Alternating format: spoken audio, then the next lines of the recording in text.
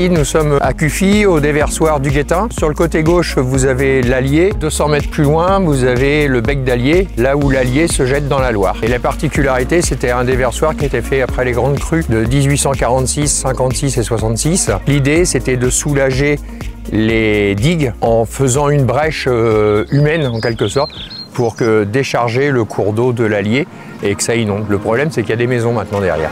Le déversoir est un ouvrage particulier puisqu'il permet de soulager les digues des pressions liées à la charge hydraulique en cas de crue. Le déversoir permet, lorsque l'eau atteint un certain seuil, de permettre à l'eau d'entrer dans le Val et donc ça permet un équilibrage des pressions de part et d'autre. D'ailleurs, la plateforme de Nevers se démarque des autres plateformes sur cet aspect puisqu'elle compte de nombreux déversoirs. Il y a d'ailleurs 3 déversoirs en construction actuellement à Nevers.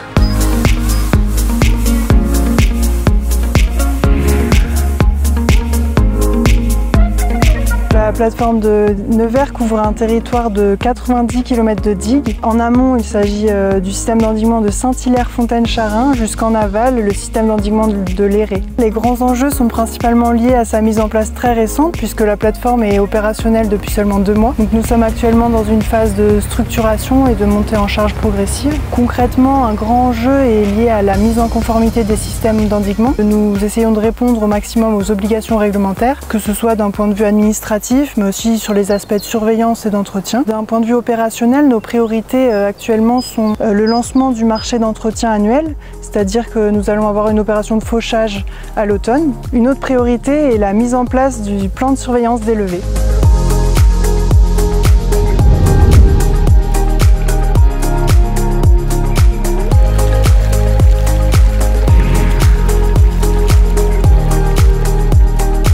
Il y a eu le transfert Gemapi, donc chaque communauté de communes s'est retrouvée avec les digues à gérer. C'est vrai que les CDC n'étaient pas obligatoirement assez importantes et le fait de se regrouper à plusieurs EPCI permet une gestion mutualisée des digues de Loire, donc un coût un petit peu inférieur et c'est une très bonne chose. Et la gestion de proximité permet aux élus locaux d'être associés complètement à la gestion des digues et éventuellement aux travaux qu'ils auront à faire par la suite. Ça a été déployé sur toute la Loire, c'est le seul fleuve où ça existe, donc c'est une très bonne chose ce qu'a fait l'établissement Public Loire. Oui, on construit, finalement, on peut même parler d'expérimentation, hein, vu qu'on partait d'une copie blanche, donc on essaye de parfaire les choses avec beaucoup de pragmatisme, de solidarité entre les différentes EPCI et les différentes plateformes. Donc on structure pas à pas, mais on avance. Toute l'ingénierie qu'on n'est pas capable d'avoir dans nos communautés de communes, faute de personnel. Là, si on a un ingénieur, 2 ou 3 techniciens,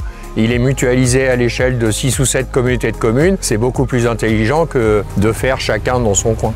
Par exemple, pour le fauchage des digues, quand vous avez un appel d'offres à 90 km au lieu de 17, vous avez des chances d'avoir des tarifs un petit peu plus privilégiés.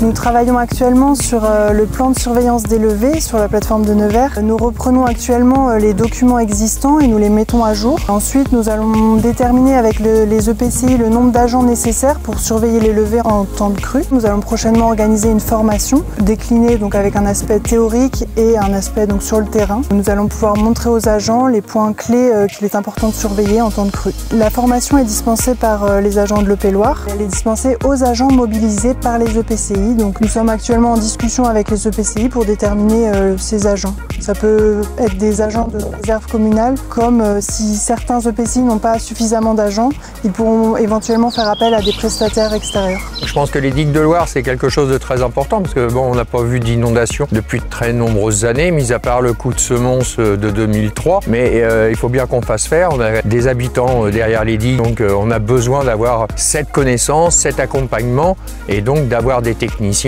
pour nous accompagner, chose qu'on n'a pas, nous, dans notre communauté de communes.